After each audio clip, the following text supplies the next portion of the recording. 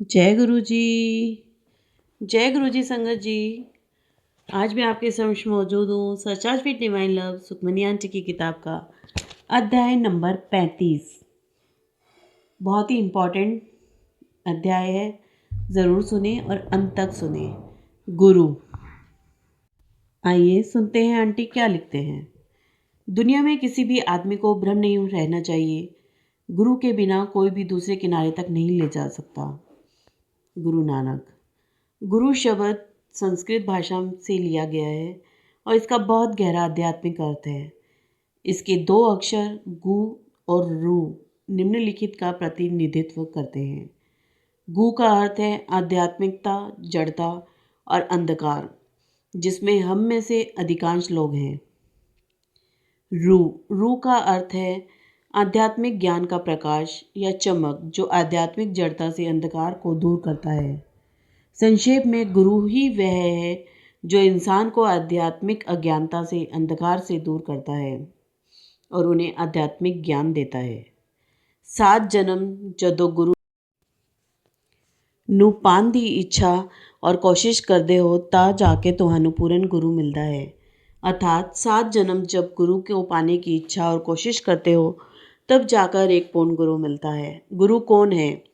कुमति कीच चेला भरा, गुरु ज्ञान जल होए जन्म जन्म का मोर्चा, पल में धोए धरे धोए कबीर।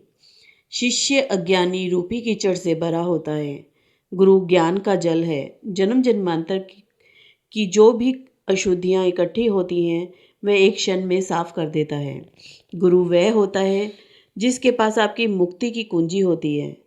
गुरु के बिना व्यक्ति आता जाता रहता है और जन्म मृत्यु के चक्र में फंसा रहता है। समय समय पर एक सच्चा गुरु मनुष्य को माया के चुंगल से बचाने के लिए प्रकट होता है। वह हमें यह एहसास कराता है कि जीवन केवल खाने पीने, सोने या भौतिक चीज़ें इकट्ठा करने तक ही सीमित नहीं है। हम सभी इस धरती पर एक उद्देश्य के साथ आए हैं। इस प्रकार एक सच्चा गुरु हमें हमारी वास्तविक पहचान और उद्देश्य की याद दिलाने आता है। जैसा कि गुरुजी ने एक बार कहा था, खाना पीना ते सोना ਤਾਂ ਅਸੀਂ ਸਾਰੀ ਜੂਨੀਆਂ ਵਿੱਚ ਕਰਦੇ ਹਾਂ। ਮਾਨੁਸ਼ ਜਨਮ ਵਿੱਚ ਰੱਬ ਨੇ ਦਿਮਾਗ ਦਿੱਤਾ ਹੈ ਤਾਂ ਕਿ ਅਸੀਂ ਉਸ ਰੱਬ ਨੂੰ ਪਾ ਸਕੀਏ। ਜਦੋਂ ਬੱਚਾ ਮਾਂ ਦੇ ਗਰਭ ਵਿੱਚ ਹੁੰਦਾ ਹੈ ਤਾਂ ਚੀਖਾਂ ਮਾਰਦਾ ਹੈ ਕਿ हे ਰੱਬ, ਮੈਨੂੰ ਮਾफ़ ਕਰ ਦੇ, ਮੈਂ ਦੁਨੀਆ ਵਿੱਚ ਜਾ ਕੇ ਤੇਰਾ ਨਾਮ ਜਪਾਂਗਾ। ਪਰ ਜਦੋਂ ਬੱਚਾ ਬਾਹਰ ਨਿਕਲਦਾ ਹੈ ਤੇ ਉਸ ਨੂੰ ਦੁਨੀਆ ਦੀ ਹਵਾ ਲੱਗਦੀ ਹੈ, ਉਹ ਸਭ कुछ भूल जाता है। इस वचन की याद दिलाने के लिए ही सच्चा गुरु प्रकट होता है। अर्थात खाना पीना और सोना तो हमारी सारी योनियों में करते हैं। मनुष्य जन्म में भगवान ने हमें दिमाग दिया है ताकि हम उससे भगवान को पा सकें। जब बच्चा माँ के गर्भ में होता है तो चीखें मारता है कि हे भगवान, मुझे माफ़ कर दे, मैं दुनिया में जाकर तेरा नाम लूँगा। पर जब बच्चा बाहर आता है तो उसको दुनिया की हवा लगती है और वह सब कुछ भूल जाता है। एक गुरु में अहंकार नामक सबसे बड़ी बीमारी से छुटकारा पाने में मदद करता है, जिसे अन्यथा छोड़ना असंभव है। गुरु पूर्ण, शुद्ध और सर्वशक्तिमान है। यदि गुरु चाहे तो वह हमें जन्म और मृत्यु के चक्र से छुटकारा दिला सकता है। वह हमें कामना और भौतिकवाद के सागर में डूबने से बचाता है।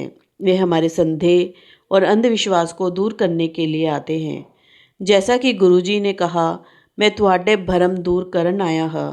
तुसी कहंदे हो कि बिल्ली रास्ता कट जाए तो कम खराब हो जाता है।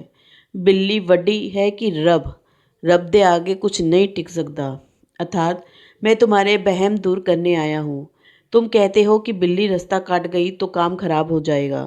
बिल्ली बड़ी है कि भगवान के आगे कुछ नहीं टिक सकता। जब वह आप पर अपनी स्वीकृति की मोहर लगा देता है तो आपको कोई नहीं रोक सकता। तब आप पूर्णतः धन्य हो जाते हैं। एक बार गुरुजी ने मेरी माँ से कहा, तुहानू पता ही नहीं मैं तुहानू कितना ब्लैस किया है। कुछ साल बाद थानू पता चलूगा जदों तुहाडे सामने कोई खड़ा नहीं हो सकूगा ते तुहाडे सारे काम द्वार खुल जाएंगे। अर्थात तुम्हें पता ही नहीं है कि मैंने तुम्हें कितना ब्लेस किया है। कुछ साल बाद तुम्हें पता चलेगा जब तुम्हारे सामने कोई खड़ा नहीं हो सकेगा और तुम्हारे सारे द्वार खुल जाएंगे। असली गुरु रसिक वैरागी होना सिखांदे हाँ। पूरा रसिक होना नरਕਾਂ ਵਿੱਚ ਦਾ ਪਾ ਦਿੰਦਾ ਹੈ ਤੇ पूरा वैरागी भी गृहस्थ छुड़ा देता है। एक सच्चा गुरु आपको भगवा वस्त्र पहनने और वस्त्र को खोजने भगवान को खोजने के लिए जंगलों में जाने के लिए नहीं कहता है। वह वास्तव में आपको इस दुनिया में अपने कर्तव्यों और भगवान के प्रति अपने कर्तव्यों के बीच संतुलन बनाने के लिए कहेगा। गृहस्थ बहुत ज़रूरी है। गृहस्थ ਵਿੱਚ ਰਹਿ ਕੇ ਰੱਬ ਨੂੰ याद करना ਚਾਹੀਦਾ ਹੈ। ਜਦੋਂ ਹਸਬੈਂਡ ਵਾਈਫ ਦੀ ਸੇਵਾ ਕਰਦਾ ਹੈ ਔਰ ਵਾਈਫ ਹਸਬੈਂਡ ਦੀ, ਤਾਂ ਇਸ ਤੋਂ ਵੱਡਾ ਸੁੱਖ ਕਈ ਨਹੀਂ ਹੈ। ਇਹ ਹੀ ਸਵਰਗ ਹੈ। ਜਦੋਂ ਰੱਬ ਰੂਠ ਜਾਂਦਾ ਹੈ ਤਾਂ ਗੁਰੂ ਸੰਭਾਲ ਲੈਂਦਾ ਹੈ, ਪਰ ਜਦੋਂ ਗੁਰੂ ਹੀ रूठ जाए तो फिर किते जान दी था नहीं। अर्थात गृहस्थी जीवन बहुत ऊंचा है। गृहस्थ में रहकर भगवान को याद करने से बड़ा कुछ नहीं है। जब पति अपनी पत्नी की और पत्नी अपने पति की सेवा करती है, इससे बड़ा कोई सुख नहीं। यही स्वर्ग है। जब भगवान रूठ जाता है तो गुरु संभाल लेता है, पर जब गुरु ही रूठ जाए तो फिर कहीं जाने की जगह नहीं। गुरु लख दी भी ते खख दी भी ब्लेसिंग कर सकता है। गुरु ब्लेसिंग देकर वापस भी ले सकता है। गुरु आपको हजारों ब्लेसिंग देने की क्षमता रखता है, लेकिन जब वो देखता है कि ये ब्लेसिंग आपको अहंकार दे रही है तो गुरु ब्लेसिंग वापस भी ले सकता है। अगर आपको गुरु से लेना नहीं आता है तो आपको कुछ नहीं मिलेगा। एक गुरु हमारे गुण को बाहर लाने के लिए हमें हथौड़ों के नीचे रखता है, फिर भी वह अपना प्यार भरा हाथ हम पर रखता है ताकि हम टूट ना जाएं। फिर वह हमें अपना ज्ञान प्राप्त करने के लिए तैयार करता है। गुरु हमारी आत्मा से संबंध रखता है। यदि आप अपने तर्क और संदेह को दूर रखने के लिए तैयार नहीं हैं तो आप कभी प्रगति नहीं करेंगे। गुरु का भी मानना था गुरुजी का भी मानना था कि उनके मंदिर में तर्क का कोई स्थान नहीं है। जदों मेरे कोलों आंदे हो अपना तर्क और दिमाग जोड़ियां कोल छड़ के आओ। यदि आप अपना तर्क पीछे नहीं छोड़ सकते तो किसी गुरु के पास ना जाएं। गुरु बिन ज्ञान न उपजे, गुरु बिन मिले न मोश, गुरु मिले बिन लखे न सत्य को, गुरु बिन मिटे न दोष। कबीर। गुरु के बिना ज्ञान नहीं होता, गुरु के बिना मोक्ष नहीं होता, गुरु के बिना सत्य की प्राप्ति नहीं होती और गुरु के बिना दोषों का निवारण नहीं होता। अपने स्वयं के गुरु ना बने। जब आप किसी सच्चे गुरु के पास जाएं तो सब कुछ उन पर छोड़ दें और जैसा वे कहें वैसा ही करें। हम केवल भागों में देखते हैं, लेकिन गुरु पूरी तस्वीर देखते हैं।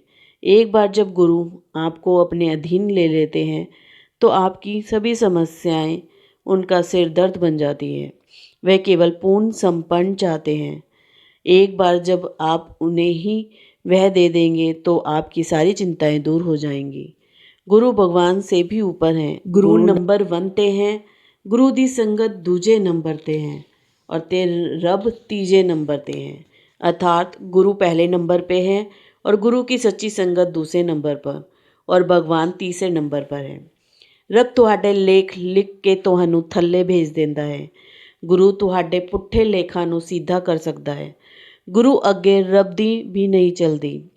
अर्थात भगवान तुम्हारे लेख यानी किस्मत को लिख कर नीचे भेज देता है, लेकिन गुरु तुम्हारे उल्टे लेख को भी सीधा कर सकता है, तुम्हारी किस्मत संवार सकता है। गुरु के आगे भगवान की भी नहीं चलती। कई लोगों ने हमसे सवाल किया है, गुरुजी लोगों को खड़ा करके उनके साथ हुई घटनाओं को सुनवाते हुए। उत्तर सीधा है, गुरु दी उस्तत करनी पाठ करन तो भी वड्डी है। सारे ग्रह सीधे हो जाते हैं ते जुबान ते आत्मा शुद्ध होती है। अर्थात गुरु का गुणगान करना पाठ करने से भी बड़ा है। सारे ग्रह सीधे होते हैं और जुबान और आत्मा शुद्ध हो जाती है। गुरुजी आत्मा कैसे दिखती है? मैंने पूछा। तुहाडी सोल माचिस दे लगदे मसले जितनी है। जदों तुसी को मेरे कोल आंदे हो मैं तुहाडी सोल ही देखदा हाँ, बाकी मैनू कुछ नहीं दिखता। तुसी सब छोटे छोटे कीड़े मकोड़े वांगू लगते हो। उन्होंने जवाब दिया, अर्थात तुम्हारी आत्मा माचिस पर लगे मसाले जितनी है। जब तुम मेरे पास आते हो तो तुम्हारी आत्मा ही देखता हूँ, बाकी मुझे कुछ नहीं दिखता।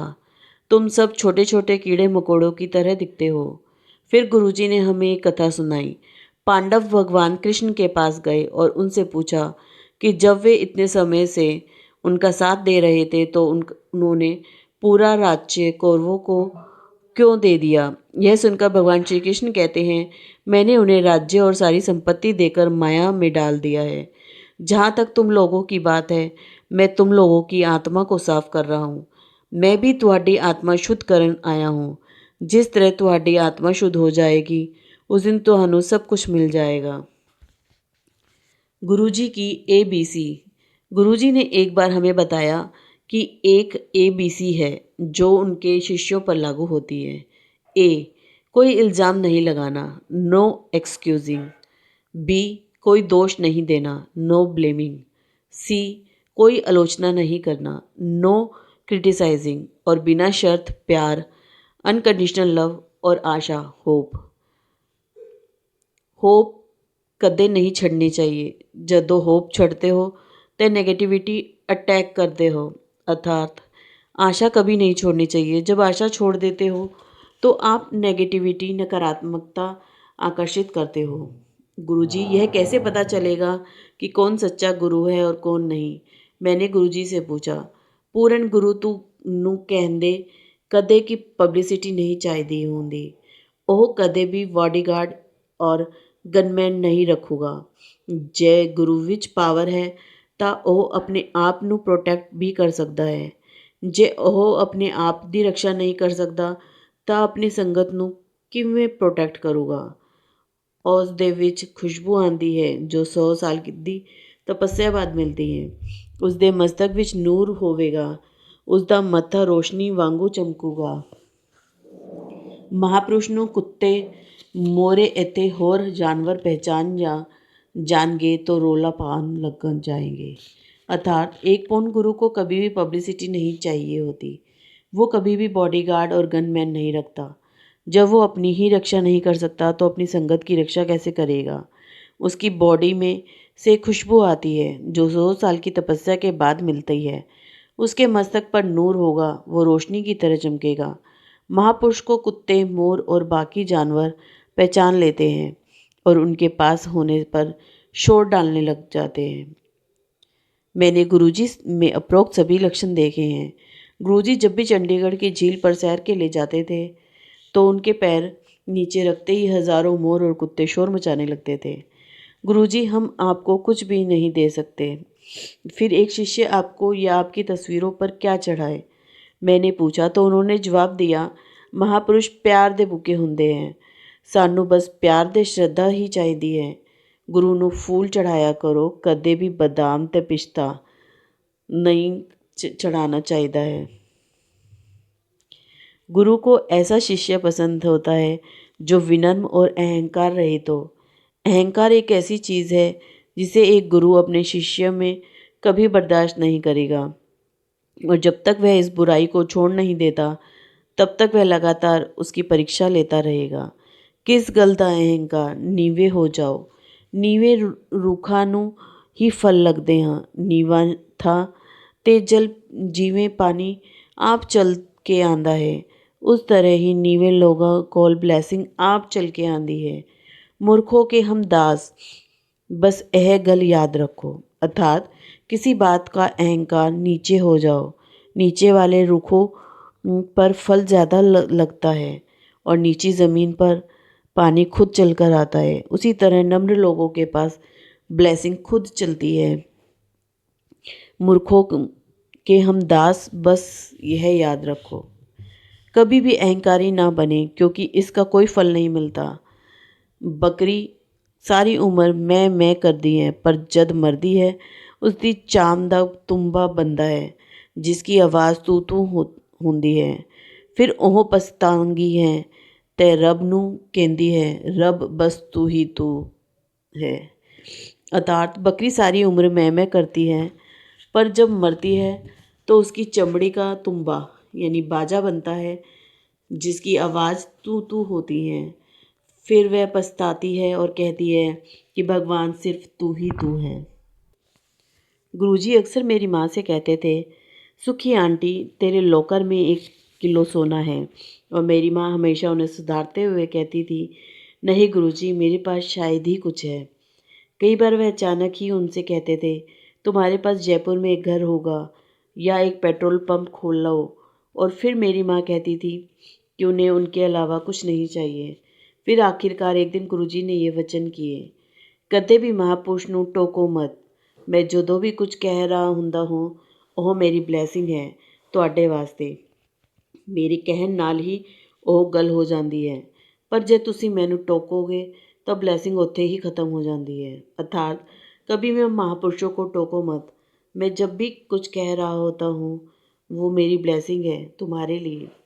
मेरे कहने से ही वो चीज़ हो जाती है, पर जब तुम मुझे टोकते हो तो वह ब्लेसिंग वहीं ख़त्म हो जाती है। जालंधर में गुरुजी ने अपना ज्योतिषी चार्ट यानी कुंडली संत महाराज जी से बनवाया था, जो अपनी गणनाओं में बहुत सटीक माने जाते थे। वह उन्होंने गुरुजी का चार्ट पढ़ा तो मैं और मेरी माँ वहाँ मौजूद थी। गुरुजी दे सारे ग्रह एक ही खाने विच है सिवाय शादी ते माया। ਇਹ ਇੰਨੇ ਪਾਵਰਫੁਲ ਹਨ ਕਿ ਜੇ ਚਾਹਣ ਸੂਰਜ ਦੀ ਕਿਰਨਾਂ ਨੂੰ ਆਪਣਾ ਹੱਥ ਨਾਲ ਗਿਰਾ ਸਕਦੇ ਹਾਂ।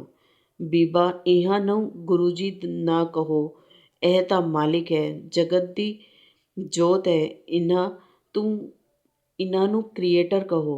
ਇਹਨਾਂ ਨੂੰ 3 ਲੋਕ ਐਸੇ ਦਿਖਦੇ ਹਨ जिस तरह साढ़े हाथ ते रेखिया हुआ आंवला। अर्थात गुरुजी के सारे ग्रह एक ही खाने में हैं सिवाय शादी और माया। ये इतने पावरफुल हैं कि सूरज की किरणें अगर चाहें तो अपने हाथ से गिरा सकते हैं। इन्हें गुरुजी ना कहो, ये तो मालिक है, जगत की जोत है। इन्हें क्रिएटर कहो। इनको 3 लोग इस तरह दिखते हैं जैसे हमारे हाथ पर रखा हुआ आंवला। एक दिन अपने कमरे में बैठे हुए गुरुजी ने मेरी माँ से पूछा, सुखी आंटी दस तू मैनू की समझदी है। माँ ने उत्तर दिया, गुरुजी मेरे वास्ते तो तुसी मालिक हो, निरंकार हो। फिर उन्होंने हम दोनों के साथ निम्नलिखित सत्संग किए। मेरा कोई फॉर्म नहीं है, मैं लाइट विच फॉर्म लेके आया हूँ। मैं शिव नहीं महाशिव हाँ। मैं अपनी फाइल आप कड़ के आंदा हाँ, मर्जी नाल आंदा हाँ, इत्थे मर्जी नाल जांदा हाँ। मैं कोई गुरु नहीं धारिया, मैं 10 द्वार तो भी उत्थे हाँ। मैनू तुहाडे वर्गा बन के तुहाडो विच रह के तुहाडा कल्याण करना पैंदा है। जे मैं अपने असली रूप विच आके बैठ जावां तो तुसी लोग डर के मारे मेरे कोल ना आओगे। रोज़ सवेरे सूरज मैनू नमस्कार करके चढ़दा है। मेरे सामने सारे ग्रह हाथ जोड़ के खड़े हाँ हुए हन कि मालिक हुक्म करो ते असी तुहाडे वास्ते मर भी सकते हाँ। तुसी लोग तां कीचड़ विच हो, मैंने कीचड़ विच आया हाँ तुहानू कढ़न वास्ते। मैनू हथ लान नाल तुहाडा रोम रोम शुद्ध हुंदा है। मेरे कोल चल के आन नाल तुहानू 10 अश्वमेघ यज्ञ दा फल मिलदा है। तुहाडे बुरे कर्म जल जाते हैं ते अच्छे कर्म उभर के आते हैं। मैं अपने शरीर का हर एक हिस्सा अलग कर सकता हाँ। तुसी लोग मैनू पहचान नहीं सकते। उड़दी हुई चिड़िया नू सब फड़दे हाँ, पर जिदा तुहाडे नाल बैठा होया है उसकी कोई कीमत नहीं करता। जदों मैं चला जावांगा फिर याद करोगे कि कौन आए सी। मैं तो जगत तमाशा देखन आया हाँ। अर्थात मेरा कोई रूप नहीं है, मैं लाइट में से रूप लेके आया हूँ। मैं शिव नहीं महाशिव हूँ। मैं अपनी फाइल खुद निकाल के आता हूँ, मर्जी के साथ आता हूँ, मर्जी के साथ जाता हूँ। मैंने कोई गुरु नहीं धारा। मैं 10 द्वार से भी ऊपर हूँ। मुझे तुम्हारे जैसा बनकर तुम्हारे बीच रहकर तुम्हारा कल्याण करने के लिए आना पड़ा। अगर मैं अपने असली रूप में आऊँगा तो तुम लोग मुझे देख कर डर जाओ। रोज़ सुबह सूरज मुझे नमस्कार करके चढ़ता है। मेरे सामने सारे ग्रह हाथ जोड़ के खड़े हैं कि मालिक अगर हुक्म करें तो हम आपके लिए मर भी सकते हैं। और तुम लोग तो कीचड़ में हो, मैं कीचड़ में आया हूँ। तुम्हारे लिए। मुझे हाथ लगाने से तुम्हारा रोम रोम शुद्ध हो जाता है। मेरे पास चल के आने से तुम 10 अश्वमेघ यज्ञ का फल मिलता है। तुम्हारे बुरे कर्म जल जाते हैं और अच्छे कर्म उभर के आते हैं। मैं अपने शरीर का हर एक हिस्सा अलग कर सकता हूँ। तुम लोग मुझे पहचान नहीं सकते। उड़ती चिड़िया को सब पकड़ते हैं, पर जो तुम्हारे साथ बैठा है उसकी कदर नहीं। जब मैं चला जाऊंगा फिर याद करोगे कि कौन आया था। मैं तो जगत तमाशा देखने आया हूँ। गुरु का सच्चा आशीर्वाद तभी प्राप्त हो सकता है जब आप उन्हें हर समय याद रखें और सोचें कि वह हमेशा आपके बगल में हैं। अपने गुरु से प्रेम करना और अपने गुरु से आदरपूर्वक प्रेम करना बहुत ज़रूरी है। गुरुजी ने एक बार मुझसे कहा, गुरु नाल इन्ना प्यार होवे कि जदों लिपस्टिक भी लाओ तो उस विच भी तुहानू गुरु ही दिखे। प्यार करो गुरु नाल, पर डर के प्यार करो। जिस दिन आप अपने गुरु का भय खो देंगे, आपकी आध्यात्मिक प्रगति रुक जाएगी। यहाँ डर का मतलब यह नहीं कि आप उनसे डरें रहें, बल्कि आपको अपने गुरु के प्रति सम्मान की सीमा नहीं लांघनी चाहिए। लोग मेरे कोल छोटी छोटी चीज़ मंगन आते हैं, असली चीज़ कोई नहीं मांगता जिसका मेरे कोल भंडार है। एक आध्यात्मिक गुरु के भीतर लाखों आत्माओं को अपनी भुजाओं में उठाने और उन्हें सभी लोगों से पार कराने और उन्हें मुक्ति प्रदान करने की शक्ति होती है। हम में से कितने लोग इस उद्देश्य को ध्यान में रखकर गुरु के पास जाते हैं। हम सभी ने कभी कुछ छोटी छोटी निरर्थक चीज़ें मांगी हैं, जैसे बच्चे, नौकरी, घर, से इलाज आदि। एक जीवित गुरु एक आशीर्वाद है जो हम सभी को नहीं मिलता है, और यदि आपके पास एक है या एक था तो आप वास्तव में धन्य हैं। जब भी आप किसी गुरु के पास जाएं, भले ही गुरु आपसे पूछें कि आप क्या चाहते हो, तो हमेशा कहें, बख्श दे या मुझे आशीर्वाद दे। कभी कुछ मत मांगो। एक सच्चा गुरु आपकी समस्याओं और ज़रूरतों के बारे में जानता है, और जब समय सही होगा तो वह आपके मांगे बिना सब कुछ दे देगा। वास्तव में वह आपको उससे भी अधिक देगा जितना आप मांग रहे हैं। यही एक सच्चे गुरु की महानता है। जे मंग के लीता ते की लीता। गुरुजी अक्सर यह बात कहते थे कि मंग कर लिया तो क्या लिया, और इस बात पर जोर देते थे कि गुरु को कभी भी अपनी समस्याओं के बारे में नहीं बताना चाहिए। एक गुरु हमेशा जानता है। यदि किसी गुरु को अपनी समस्या बतानी पड़े तो वह सच्चा गुरु नहीं है। अपने गुरु से बिना मांगे कुछ प्राप्त करने का अपना ही मज़ा होता है। कलयुग विच रब बहुत छेती मिल जाता है। मैं ਤਾਂ सस्ते विच मिलिया होया हाँ, तुहानू मेरी कदर नहीं। कर लो मेरे सर ते ऐश जिन्नी करनी है। अर्थात कलयुग में भगवान बहुत जल्दी मिल जाता है। मैं तो सस्ते में मिला हुआ हूँ। तुम्हें मेरी कदर नहीं है। कर लो मेरे सिर पर ऐश जितनी करनी है। गुरुजी के इन शब्दों का अर्थ और महत्व मुझे तब समझ में नहीं आया जब तक मुझे एक छोटी सी साखी नहीं मिली। राजा जनक बहुत ही आध्यात्मिक राजा थे। अपने सिंहासन पर बैठने से पहले वह विनम्र और जमीन से जुड़े रहने के लिए 9 ऋषियों के पैर छूते थे और उनका आशीर्वाद लेते थे। सहदेव मुनि ने राजा जनक को अपना गुरु बनाने के लिए 12 वर्ष तक तपस्या की। एक दिन जब सहदेव मुनि राजा जनक के पास जाते हैं तो वह उन्हें बेहतरीन कपड़े पहने, ढेर सारे गहने पहने हुए और एक डाकू को 20 साल की कैद की सज़ा सुनाते हुए देखते हैं। सहदेव मुनि प्रभावित नहीं हुए और अगले 12 वर्ष के लिए ध्यान करने के लिए वापस चले गए। अगली बार फिर राजा जनक के पास जाते हैं और देखते हैं कि वह सत्संग सुनने में व्यस्त हैं। तभी उनका एक सैनिक उनके पास आता है और कहता है कि राज्य में के जलने का खतरा है। दूर जाओ, क्या तुम्हें दिखाई नहीं दे रहा कि मैं सत्संग सुन रहा हूँ? मुझे परेशान मत करो। कुछ देर बाद सिपाही फिर आता है और कहता है कि आग उनके राज्य के द्वार तक पहुँच गई है। फिर राजा जनक सिपाही को डांटते हैं और चले जाने को कहते हैं। सहदेव मुनि ने अपना कुछ सामान राज्य के द्वार पर छोड़ दिया था और उन्हें जलने से बचाने के लिए दौड़ते थे। तब राजा जनक सहदेव से कहते हैं, अपना कुछ सामान बचाने के लिए तुम भागे थे। मुझे देखो, मेरा पूरा राज्य खतरे में पड़ गया था, फिर भी मैंने सत्संग नहीं छोड़ा। आप अभी तक गुरु बनाने के लिए तैयार नहीं हैं। सहदेव मुनि अगले 12 वर्ष के लिए ध्यान करने के लिए वापस चले जाते हैं और रास्ते में वो राजा जनक की आलोचना करने लगते हैं। नारद मुनि को सहदेव पर दया आई और वह नहीं चाहते थे कि राजा जनक जैसे सच्चे संत की आलोचना करके वे अपनी आध्यात्मिक प्रगति खो दें। वे एक साधारण मनुष्य का रूप धारण करते हैं और सहदेव मुनि के पास जाते हैं, जो एक पेड़ के नीचे बैठे हैं। जहाँ सहदेव मुनि बैठे हैं वहाँ से कुछ ही दूरी पर एक नदी बहती है। नारद जी रेत से भरी टोकरी लेते हैं और नदी में डालने लगते हैं। 1 घंटे तक वह रेत खोदते रहते हैं और नदी में डालते रहते हैं। 1 घंटे बाद जब नारद जी सहदेव मुनि के पास बैठने आते हैं तो सहदेव मुनि उनसे पूछते हैं कि तुम रेत के साथ क्या कर रहे थे। मैं एक पुल बनाने की कोशिश कर रहा था, नारद जी ने कहा। सहदेव मुनि हंसते हुए कहते हैं, तुमने अपना समय बर्बाद किया है। तुमने जो भी रेत डाली है वह पानी के के साथ बह गई।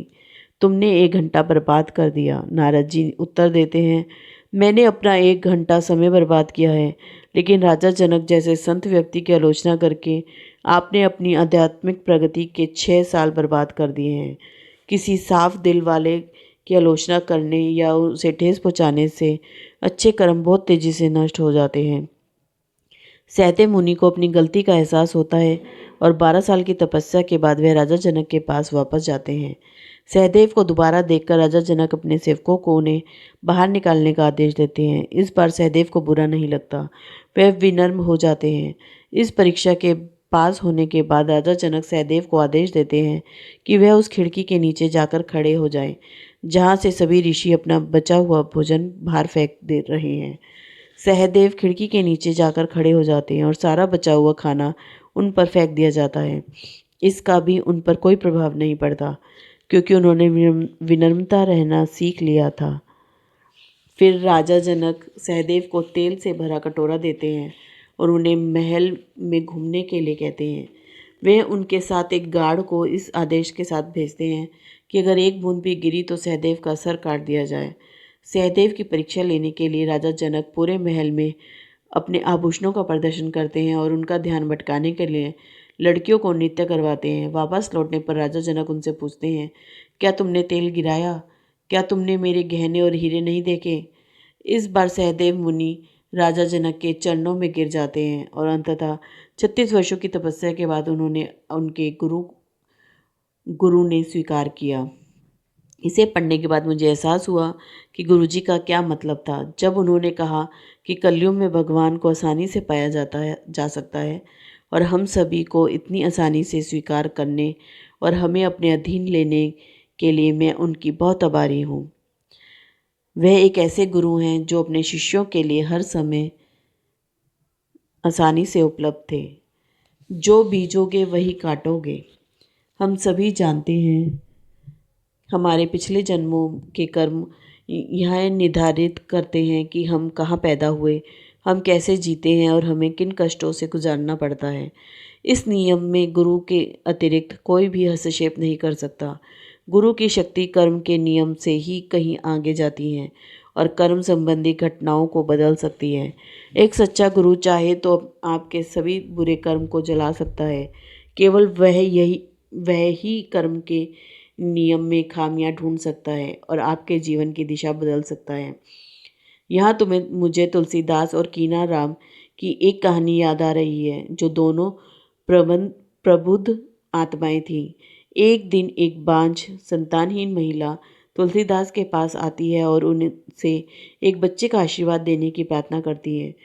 तुलसीदास जी ने अपनी शक्ति से उसके कर्मों को देखा और पाया कि ना तो इस जीवन काल में और ना ही अगले 7 जीवन काल में एक भी संतान होगी। वे उसे यह कहकर भेज देते हैं कि उसके भाग्य में कोई संतान नहीं लिखी है। महिला का दिल टूट जाता है और वह बाबा कीनाराम के पास जाती है और उनसे उसकी मदद करने के लिए कहती है। वह बाबा कीनाराम को सब कुछ बताती हैं तो तुलसीदास जी ने उसे बताया था। कीनाराम जी उसके कर्मों के रिकॉर्ड को देखते हैं और तुलसीदास द्वारा देखी गई हर बात की पुष्टि करते हैं। महिला रोने लगती है और उनसे मदद की गुहार लगाती है। कीनाराम थोड़ी देर के लिए ध्यान करते हैं और एक बचाव का रास्ता ढूंढते हैं। वे उसे आश्रम के में एक नीम के पेड़ के पास ले जाते हैं और जिसे उन्होंने खुद लगाया था। उन्होंने पेड़ से कहा, आपके सैकड़ों बच्चे हैं, कृपया एक को इस गरीब आत्मा के साथ साझा करें। कुछ क्षण मौन और ध्यान के बाद वह महिला से कहते हैं कि उसे जल्द ही एक बच्चा होगा। समय आने पर महिला एक बच्चे को जन्म देती है और यह खबर सुनकर तुलसीदास यह देखने के लिए ध्यान में चले जाते हैं कि कहीं उनसे कुछ छूट तो नहीं गया था। वह फिर से देखते हैं कि महिला के कर्म उसे आने वाले कई जन्मों तक बच्चा पैदा करने की अनुमति नहीं देते हैं। फिर वह भगवान से पूछते हैं कि उसे एक बच्चे का आशीर्वाद कैसे मिला। भगवान ने उत्तर दिया, कीनाराम ने मुझसे उस महिला के लिए एक बच्चे का आशीर्वाद देने के लिए कहा और जब मैंने उसे बताया कि उसके भाग्य में कुछ भी नहीं है तो उन्होंने मुझसे बहस की। उन्होंने कहा कि मैं एक बेकार भगवान हूँ। अगर मैं जो कुछ भी करता हूँ वह किसी की नियति के अनुसार करता हूँ। इसलिए मैंने कीनाराम को नीम के पेड़ के पास ले जाने के लिए गाइड किया, जिसने खुशी से उसे अपने बच्चे में से एक दे दिया। एक सच्चा गुरु यही करेगा। वह आपके लिए भगवान से लड़ेगा। वह कर्मों को पुनर्व्यवस्थित कर सकता है, फिर से पुराने लेख मिटाकर नए लिख सकता है। कर्मगण हमारे दुखों का कारण है और उनसे निपटने का सबसे अच्छा तरीका एक सच्चे गुरु की खोज करना है। प्रार्थना, निस्वार्थ सेवा और सत्संग कम समय में अच्छे कर्म बनाते हैं और इनकी मदद से व्यक्ति अपने नकारात्मक कर्मों के प्रभाव को बेअसर कर सकता है। गुरुजी अक्सर कहा करते थे, इक कोलो मिलूगा, दर दर भटकोगे तो कुछ नहीं मिलेगा। दो अलग अलग नावों में पैर रखने से आप डूब जाएंगे। इसलिए बस एक गुरु का अनुसरण करें, सभी का सम्मान करें, लेकिन दृढ़तापूर्वक केवल एक पर विश्वास करें और एक गुरु रखें। चलती चक्की देख के दिया कबीरा रोई, दो पाटन के बीच में साबुत बचा ना कोई। कबीरदास। अर्थात चक्की के दो पत्थरों के बीच में जो गेहूं का दाना आ जाता है वह पिस जाता है, लेकिन जो दाना चक्की के बीच में लगे कीले का सहारा लेता है वो पिसने से बच जाता है। उसी तरह गुरुजी अक्सर अपनी संगत को यह उदाहरण दिया करते थे कि यदि आप चक्की के दो पत्थरों के बीच यानी इस दुनिया में आ गए हैं तो अपना पसीना निश्चित है, आपका पीसना निश्चित है। लेकिन यदि आप चक्की के बीच में लगे एक कीले का सहारा ले लेते हैं तो आप बच जाएंगे। जेड़ा दाना एक किल्ली दा सहारा लेंदा है उसनों पत्थर पीस नहीं सकते। बीच का कीला या कीली आपके गुरु का प्रतीक है। एक का ही सहारा लो। जय गुरु जी, शुक्राना गुरु जी। आज का चैप्टर बहुत ही ज्ञानपूर्ण था और हमें अर्थ सिखाता है कि गुरु क्या होते हैं और गुरु क्या कर सकते हैं और हमें एक ही गुरु पर विश्वास करना चाहिए। मतलब गुरु धारेंगे तो हमें उन पर पूर्ण विश्वास, पूर्ण समर्पण करना चाहिए, टोटल सरेंडर। और गुरु हमारे लिए सब कुछ कर सकते हैं। ये आज के अध्याय में आपको पता ही लग गया होगा कि गुरु जी क्या होते हैं, गुरु का महत्व क्या होता है और गुरु किसे कहते हैं। आज का अध्याय ज़रूर सुने और जिन्हें गुरु नहीं बनाए हैं उन्हें भी सुनाएं। जय गुरु जी, शुक्राना गुरु जी।